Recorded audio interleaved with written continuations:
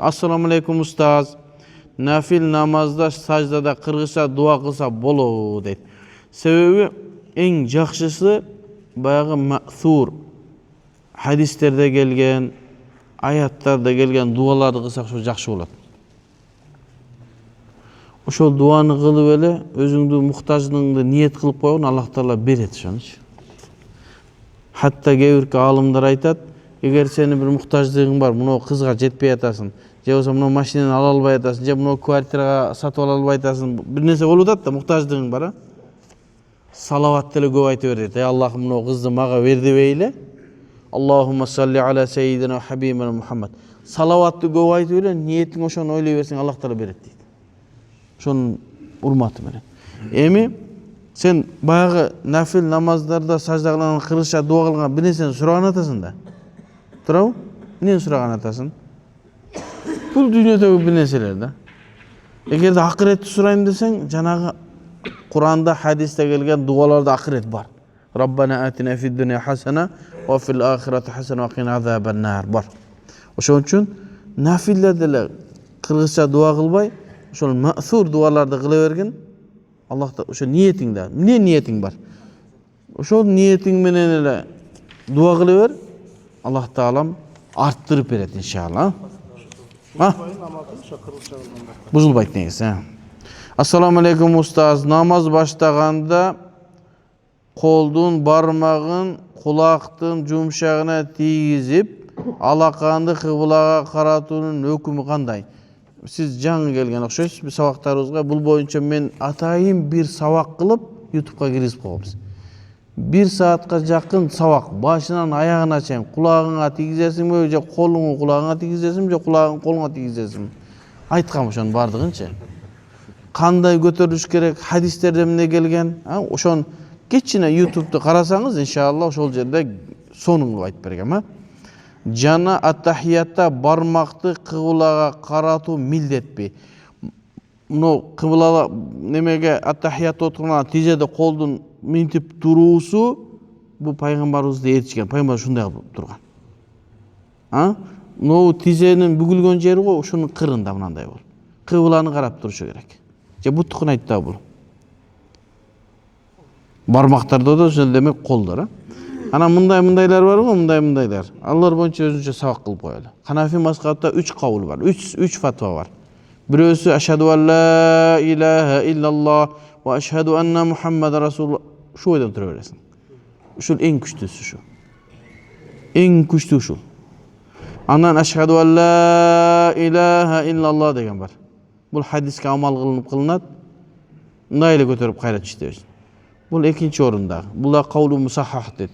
Hanafi mazhabda e'tiborga olingan so'z. Andan keyingi daha bir qavul var. Al 3-chi o'rindagi so'unan bardig'i jana so'ptor ashhadu an la ilaha illalloh deb niyaqni mitib baylaydi. Bu 3-chi qavul. Hanafi mazhabda buni eko tömönroq tuz turgan eng kuchli dalil. O'shoga matnlarning bardig'ida qo'lni qiymalatib batsangiz turadi. O'shoning uchun biz naqsaqallar bilsin, eski damlalarni qarasan, bar ilgari uchun to'la o'qiganmiz. Anan keyin ele sirtdan o'qib kelib, ana ko'rib qolib, buni aytib o'tamiz-da.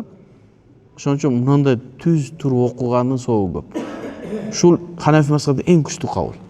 Ana bunday qilaman desang, qilaver, namozing buzilmaydi. Bismillah. Bunday qilaman desang, dag' bo'ladi. Ixtiyorda o'tirdi. Biroq eng kuchlisi qaysi? Tuz turgan, ha? Şu boyunca da bir özünce savoq qilib qo'ydi. Şu hadislarda olib kelayli. Kana yuharriku qo'lin qiymalatadi degan bunday qilib qiymalatib turaver ekan, je birila ko'tarilganda shuni qiymaladi deb aytilnavi. Ana Abu Hanifa ne sebepten algan emas. O hadisni biladi, biroq namozda shunday o'qiladi deb aytgan emas. Bunday deganda bunday qilganda keyingi olimlar aytgan.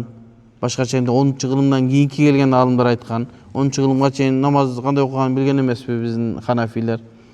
O'shoga ma'qul 10-yildan keyin kelgan olimlar aytsa ham Hanafiyda shu so'z bor. Amal qilsangiz bo'ladi. Bitingiz bunday qilingiz. Biroq eng yaxshi tuz turgani. Buni o'zicha bir savoq qiladi inshaalloh. Xudoyim umr bersa. Farz menen vojibdan ayirmasi qanday? Farz menen vojibdan. Bu taqsir жаңы namoz o'qiyotibdi, bizga жаңы kelib o'tadi ekan. Hanafi mazhabda жаңы билип аткан адам. Суроо берип аткан адам бир тууганыбыз. Парыз бул Аллах Таала тарабынан түздөн-түз буйрук кылынган, ачык буйрук кылынган, аны жокко чыгарсаң капыр боло турган өкүмдөр парыз болот. Важип деген нерсе андан төмөнүрөөк далил менен буйрук иретинде кылынган, аны жок кылбайм десең динден чыкпайсың, бирок фасык болосуң. Бирок амалда экөөнүн өкүмү бирдей эле, милдеттүү түрдө кыласың. Сүннөт андан төмөнүрөөк. Бирөөсүн жокко чыгарган капыр болот, экинчисин фасык болот. Ушул гана айырма. Бирок амалда экөөнүн күчү бирдей амал кыла беребиз. Бирдей шарият талап кылат. Турнир боюнча узун суроо бар эле. Ордуман туруп берсем болобу? Канча вакыт бар бизде? 15 мүнөт боло турган болсо берсеңиз болот, Мындан окуп берип коюн азыр. Машалла, мынакей адамдар даярданып келиптир мынакей. Кара дуба сыйкыр боюнча айтып бериңизчи. Биздин үй-бүлөдө бар экен. Уруш талаш көп болуп жатат. Каалоо дагы жок болуп жатат. Түшүнбөстүк көп болуп жатат. Күйөөм күндөн күнгө артка кетип жатабыз дейт. Эми биринчиден кара дуба барбы, жокпу, аны такташ керек. Кара дуба барбы негизи? Бар, бирок сизде барбы, жокпу, аны такташ керек. Анын атайын адистери бар. Азыр Эрмек устаз турат эле, ошол киши адис. Кетти го бул жерден. Сабакта отурат эле, кетти окшойт кайра немеге. Нур Мухаммад деген дагы бир адис бар. Жумалы деген чуак ажы дайым мактап келген жаллабаттык дагы бир ушундай кара дуба сыйкырлар менен окуп дем салган жыргалкары бар. Ушул эң күчтүү. Мына ушулар ушуга эмне диагноз коюп берет. Сизде кара дуба барбы, жокпу? Же калп эле внушение болуп атабы, эмне? Ошону тактап берет. Мен бунун адиси эмесмин, дем салгыч эмесмин. Анан кара дуба сыйкырларды да билбеймин, Ошо адистерине барсам, мен болот болбойт намазыңызды ушуну айтып бере алам, Ассаламу алейкум устаз. Тагдыр маселеси боюнча өткөн иштерге анализ жасап, ушул себептен ушундай иш болду ки кишинин тагдыр маселеси боюнча биз көп айтканбыз. Тагдыр маселесине кийлигешип, ошону көп чукубаган жакшы. Адамдардын ага чейин илим алып туруп барып тагдыр маселелерине кирсе макул болот. Ошон үчүн тагдыр маселелерин суроо жооптон биз жооп бербейлик. Жеке адамдар келсе, ошолорго өзүнө жооп берелик. Тагдыр маселеси боюнча адамдардын көп адамдар ушул тагдыр маселесин чечмелеп атып, ошону жайылтып атып, ахлүсүнна вал жамаадан чыгып кетишкен.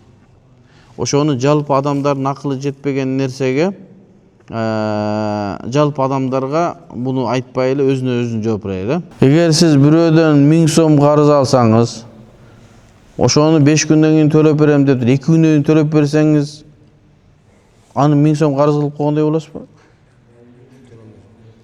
Жок, ар бир нерсенин өзүнө да пешин каза болду, пешин төлөп бересиң. Ал болду. Жада калса кээ бир адамдар айтты. Тиги Меккеге барсаң, бир намазың 100 000 болот экен, ошондо 2 рекет намаз окуп эле карыздарын баарынан кутуруп койбойлу деп. Жок, ал сооп айтылып атат. Ал жактагы. Карыздардын башына башын төлөп бересиң.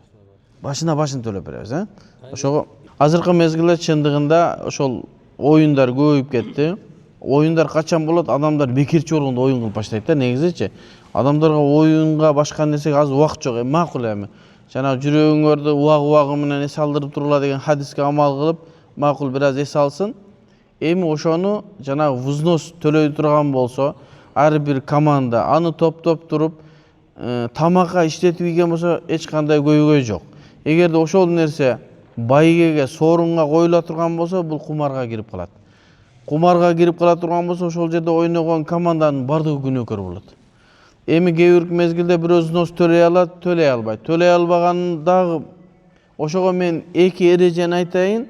Ушул эреже ушул өткөрүлүп аткан турнирлердеги шариятка каршы келген нерселердин баарын жабат. Ошондой кыла бергиле. Үчөөнү айтайын, макул. Ушу үчөөнүн кайсы бирисин кылсаңар шариятка туура келет, Жанагы ортодогу болуп аткан мусабакалар же болбосо жарыштарды шариятка ылайык кылып kılığının 3 yolu var. Birincisi barbagoz. En şeriatga layıklı şu. İkincisi uşul janağı katışkan komandalardan bir komandаны vzноsu жоқ киргизесиңер. Эчтеке албайт ал. Эч нерсени төлөбөйт. Өзү кирет, силер менен кошо ойнойт, утса утуп кетти. Ошо бирөө кирген жанагы калгандардан взнос чогулта берсин. Андан тиги немеге деле кое берсин. Сорунга делечи. Бирок бир команда эч нерсе төлөбөстөн оюнга кирсин. Ошол команда силердин барабарыңарда нормально болсун. Болсо эптеп чолок-болок көрлөрдү киргизип коюп, андай эмес. Ошо силердин командаңарда эле күчү бар команда кирип кошо ойнойт, утса утуп кете турган болсун. Бирок эчтеке төлөбөсө бардыгына адал болот. Муну ыктыяр китебинде ошол мусабака, жарыштар китебинде ошентип баяндалган. Экинчи сүрөтү жанагы той өткөрүп аткан же болбосо футбол өткөрүп аткан 80-жылкылар алар кызматта болсун. Бул үчүнчү жолу. Эчтеке аралашпасын.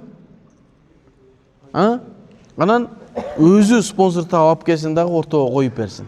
Өзү аралашпасын. Кызмат кылсын, аш берсин, чай берсин, конокторду тоссун, спонсор өзү таап алып келсин. Взностордон алынган акчаны же тамак ашка иштетсин, же болбосо полияга иштетсин. Немеге сорунга койбосо болду. Ушул 3 жолунан бирөөсүн тандап туруп окуй берсин. Бирде ассаламу алейкум устаз. Шайтан алейхиссалам деди. Шайтан алейхиссалам деп айтпайт.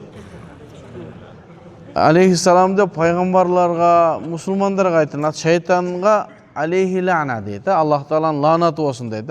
Жаман ойлорду сала берет. Көздү кыздарды, келиндерди караганда кантип сактансак болот дейт. Көздү сактоо биздин милдет, важип болот. Көзүбүздү арам нерседен сактасак эле, ошол нерсе анан өтө кыйналып атса тезирээк үйлөнүш керек. Азыр баарыбыз кыйналып атабыз бул маселеде. Жок, ажылык бул парыз. Өзүнүн ибадаттары бар. Муздалифа, Арафат, Муздалифа, Мина деген жерлерде айланып жүрүлүп, өзүнчө бир амалдар бар. Анын фарз тавафтары бар. Курбан союш керек, башка маселелер бар да. Ал эми умрада болду, барып эле Каабаны 7 жолу айланып, Сафа Марваны чуркап койсоңуз умраңыз бүттү. Бул кичине ажыл деп коебуз. Ушул гана айырмасы бар. Умра сүннөт, ал эми ажылык парыз. Ажылыкта көптөгөн амалдар бар. Атайын убакыт бар ага. Ошол убакытта гана барып ажылык кылсаңыз, ажырыңыз ажы болот. Болбосо жарабайт. Азыр барып ажылык кылсаңыз өтпөйт. Ал ошол Мухаррам, Зулхижжа айынын ошол 8-inde, 9-unda, 10-unda ошол жерде болушубуз керек, Экөөнүн айырмасы ушундай, Ва саллаллаху таала хайра халк Мухаммади ва аля али ва сахаби ажмаин. Амин. Алхамдулилlah ва салату ва салам аля расулилlah. Аллах таалам ушул алган илимдерибизди пайдалуу илимдерден кылгын. Аллахым адашуучулардан кылбагын, элибизге, жерибизге тынччылык, аманчылык бергин. Жакында ажыга, умрага кетип аткандарды Аллах таала мына эс алуу мезгилинде ак жол берсин. Бардыгы бар ушул эс алууда жакшы ибадаттарын кылып, элибизге, жерибизге, мусулмандарга дуа кылып келишин насип этсин. Жаман ой сөздөрдөн Аллахым баарыбызды асырасын, элибизге тынчтык берсин. Рахмат. Алла разы болсун.